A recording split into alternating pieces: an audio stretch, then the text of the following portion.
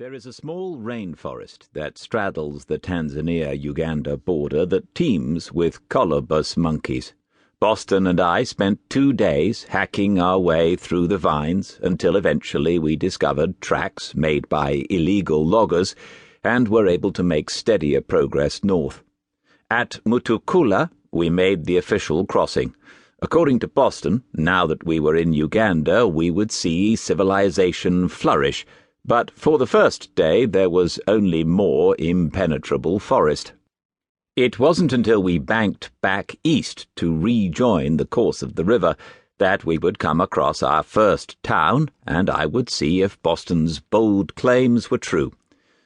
A few kilometers north of where the river meets the shore of Lake Victoria sits the fishing village of Casansero.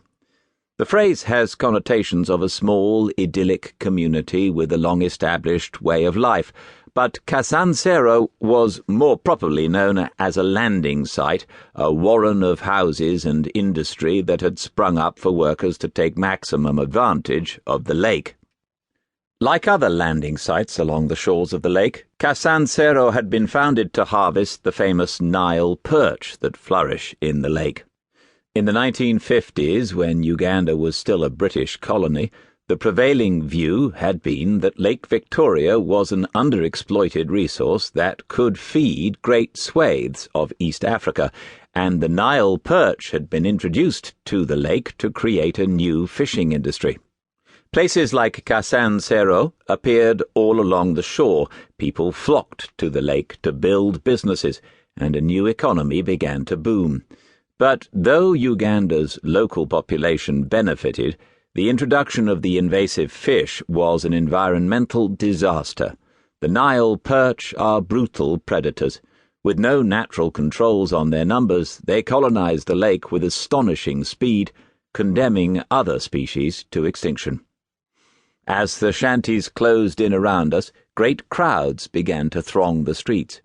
Our arrival had been heralded by an article in the Ugandan press written by a photographer and freelance journalist named Matthias Mugisha. The piece in New Vision magazine had announced to Uganda's literary classes that a white man was daring to walk the length of the Nile, and crowds of fishermen, drunk from bags of cheap waragi gin, lined the streets to welcome us. One vociferous rascal even had a microphone and announced our arrival to the eager mob. Off to the side of the first street, African rap blared out of big black speakers sitting outside a barber shop where a badly drawn sign advertised a trendy mullet cut. Half of the population seemed to be wearing red and white Arsenal football shirts, the other half whatever ill-fitting garments had come over from Europe on the last charity delivery. "But how do they all know?" I asked, as Boston and I were subsumed by the crowd. Surely these fishermen weren't the types to read Uganda's literary magazines. "This lot don't read," Boston confirmed, "not unless it's the Red Pepper, full of scandal and whatnot. They wouldn't be interested in our trip unless you'd been terrorizing young boys like those corrupt pastors they have here." At that moment, a man emerged from the crowd, wearing a guilty grin. I could tell instantly that he wasn't one of Casansero's fishermen. "How do you enjoy your welcome to Uganda, Mr. Tembula?" "Matthias," Boston began, "it's madness." I looked sidelong at Boston.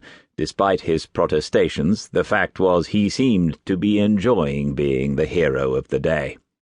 Tembula means to walk in the Ugandan language, and that is what Matthias had called me in his article, the White Walker. Now, as we followed him deeper into Casansero's dense streets, that was what the crowd relentlessly cheered. One of them tried to force a bag of the cheap gin into my hands, but most were keeping it for themselves. Even the workers about to depart for their night fishing were still having a few for the road. Being a Ugandan, and as a journalist prone to a bit of play acting, Matthias took my hand and led me towards the shore of the lake.